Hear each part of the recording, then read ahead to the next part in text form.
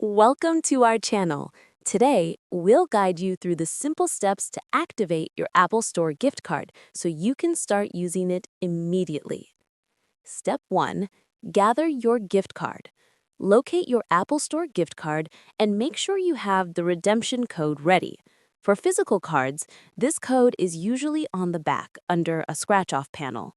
For e-gift cards, the code will be in the email you received. Step 2. Open the App Store or Apple Store app. On your iPhone, iPad, or Mac, open the App Store or Apple Store app. Make sure you are signed in with your Apple ID. Step 3. Redeem your gift card or code.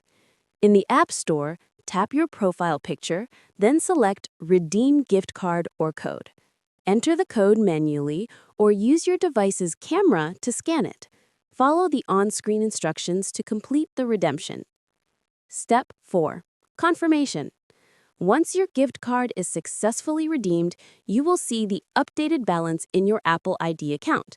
Your Apple Store gift card is now ready to use for purchases on Apple's online or physical stores. Step 5. Start shopping.